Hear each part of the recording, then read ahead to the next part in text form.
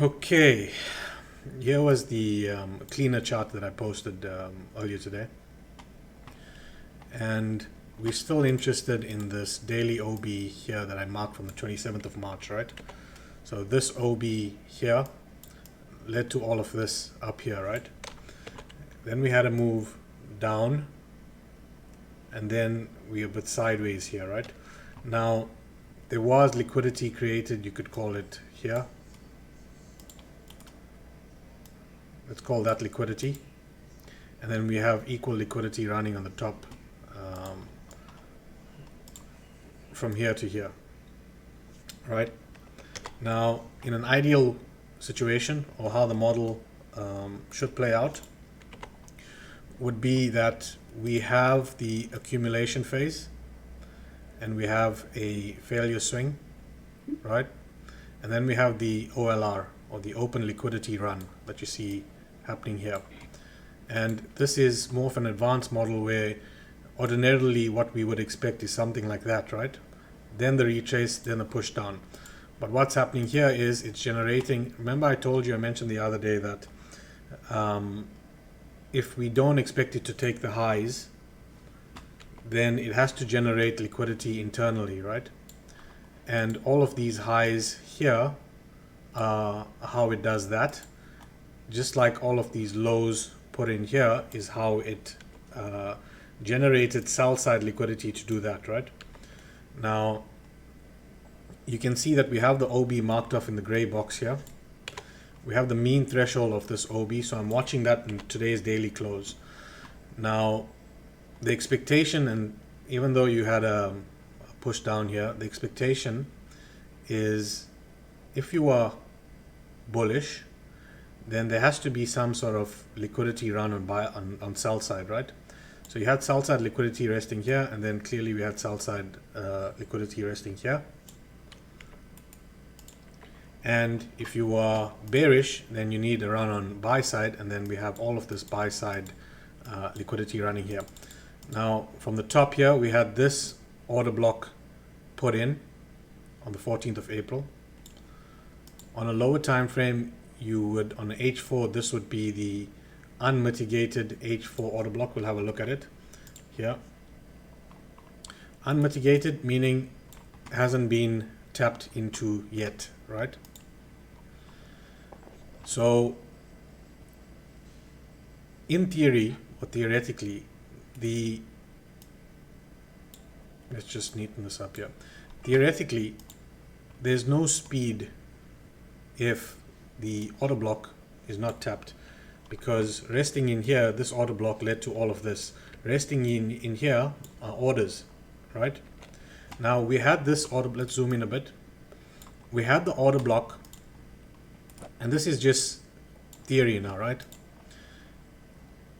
We had the order block here that was validated once we took the low here with this down candle, right? So that validates that as an H4 order block.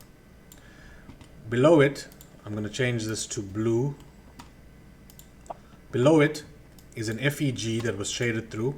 We mentioned that. Once we close below the FEG, that's a market structure shift, early market structure shift, right? ICT guys or any other guy would consider this low being taken out as a shift in market structure, because at this point was higher highs and higher lows. As soon as this happened was a sort of a change of character, right? Then we had this, and then there, and then some guys would call this a market structure shift. For us, simply put, let's zoom in here. For us, simply put, and I'm gonna try and keep this video short, right? For us, simply put, this was the market structure shift here. We closed below, retraces were for shorting. You can see we didn't tap the H4 order block. It sort of front run it, which means this for me is inducement, right? It induced the market to take a position. And the idea is for it to come back and take whatever stops are lying above there.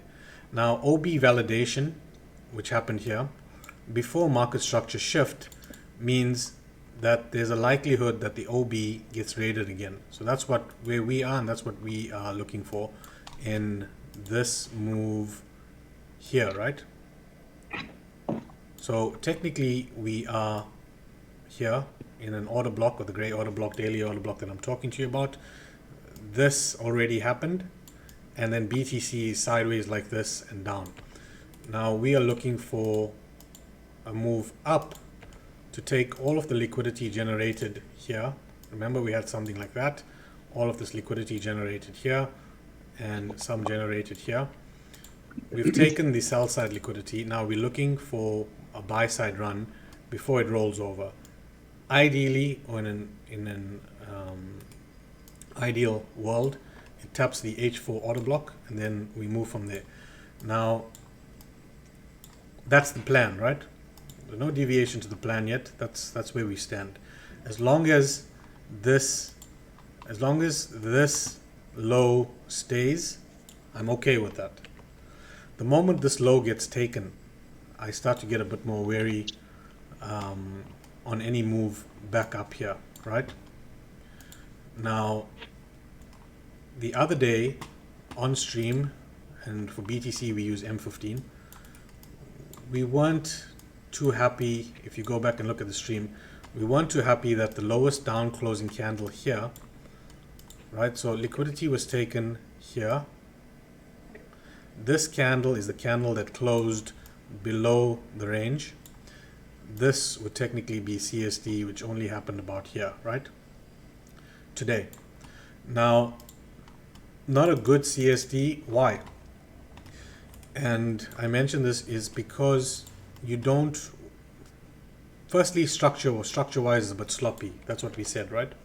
Secondly, the lowest closing candle here is an up candle. You don't want that to be an up candle. Ideally, you want that to be a down candle. So we don't trust, right? If it's an up candle, that's the lowest, we don't trust.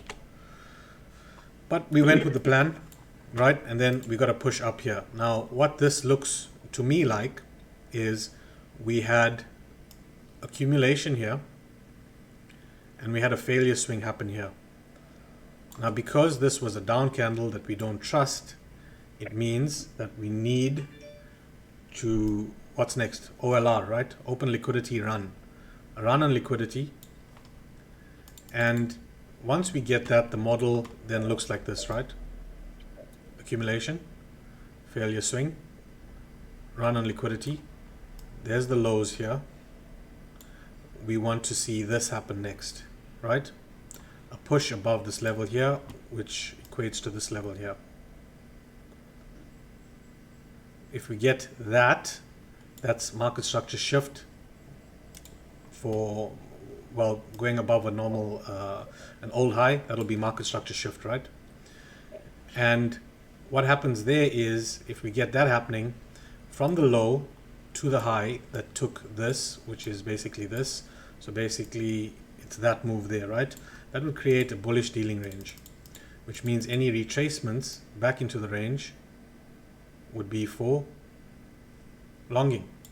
Now, if we go M30 or H1 and we just monitor what happens here and how this closes, the support ideas may come from the lowest closing down candle before the liquidity run, which was this run. The support ideas would come from the lowest closing down candle pulled across in time. Ideally, if we get that, we come here, we look for support ideas to continue higher, right? Now, this is the idea that we will stick with until this low is broken. Right now, looking like liquidity grab, but this could change if the market gets more spooked. We don't know, right? We don't know. But what we do know or are seeing right now is we had an OLR, or open liquidity run here, which has created low time frame down candle order blocks. Can you see this? That's a low time frame. I'm on M5 at the moment. The lowest closing candle is a down candle, which is now validated as prices move through it. So on an M5, we have a validated order block here. Yet, no market structure shift yet. Now, for market structure shift, it means we would need to close above opposing FEGs. So if this is your FEG here, the candle before this candle here. There's an FEG inside there. It's quite a large FEG. So when you have a candle with a large FEG, what we do is we take 50% of that actual FEG or candle there, and closing above here would give us market structure shift, as opposed to waiting for market structure shift to occur on actual closing above this level, right? So it means once we start to see these things happen here, we've already validated the order block, and once we talk order blocks, we need to talk about mean thresholds.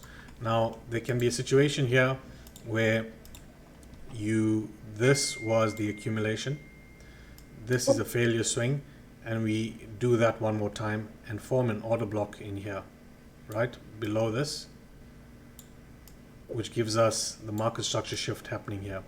If we don't get that, then we revert to what I just told you, where we're looking for closes above the 50% of this FEG or this candle here to give us that market structure shift idea, and this will then remain as the order block, and anything back into the order block once you get something like that would be for longing, right? So that's where we stand pretty much right now. Treating this as an OLR, or a open liquidity run to the model, we've taken sell side liquidity, and we are still in this large daily order block. And if you want to zoom in a bit more or refine a few things, if we took the wick of this particular candle and draw it out in time, that would give you a rejection block. You can see the wicks to the downside here. All of these wicks to the downside, that's a daily or H4 rejection block, and we can put a fib on that, take 50% of that as well, and we get that. Now it's not coincidental that this, let's put this in red, right?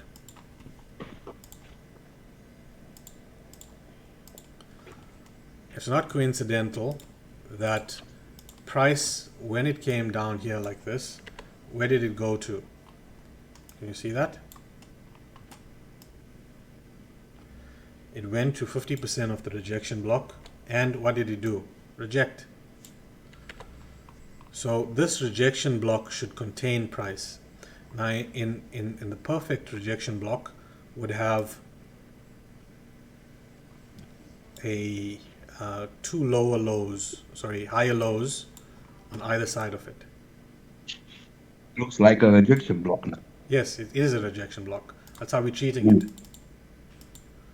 We're treating it as an H4 rejection block. We flip 50%, and this is exactly where price has gone to here, right?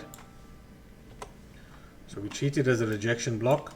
Low time frame, M15, M5. I'm not a fan of M5. So M15, your rejection block ideas may even come in here like this as a new rejection block forming here, right? So as price moves away, you start to see things like that. So start to watch now. We've had the accumulation, we had a failure swing, which was this, and then we had the OLR, or the liquidity run that ran the lows, and any stops in the market here. Now usually things like this would happen before explosive moves, right? They don't want, this was, let's call this the fuckery or the trick. Markets bullish, CPI data, whatever. But at the back of our mind, we know that this structure was never a good structure. Yeah. You know that, El Dente. We've discussed that. Yeah, you said that last video. Yeah, we don't trust because the lowest closing candle is an up candle. We never trust these things. This is why I didn't took long. Right. So besides that, you start to think about ideas such as this being an accumulation phase here, right? Power of 3 or AMD vibes. This being the accumulation phase. This being the manipulation. And this starting to come into distribution here. Can you see that? This is what it happened while markets open, so it counts.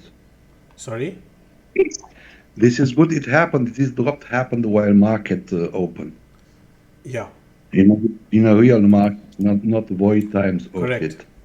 So the idea here is rejection block ideas and power of 3 or accumulation, manipulation. Now we look for distribution higher. They've run the sell side, they've taken out stops, they've taken lows here. Now they need to distribute higher. And if we were to, let's say we fibbed, let's say this is going to be, we're assuming, or we'll make the assumption that this is going to be the lowest closing candle. They aren't going to be candles going lower than that. Then if we took this candle itself from here to here,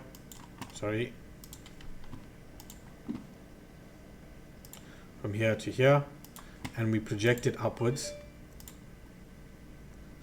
right? We'd look for 3.5, so for initial at least 2 to 2.5, right? At least 2 to 2.5. Now it doesn't mean that when price comes back to this level that we may just blindly short it. We don't know what's going to happen at this level.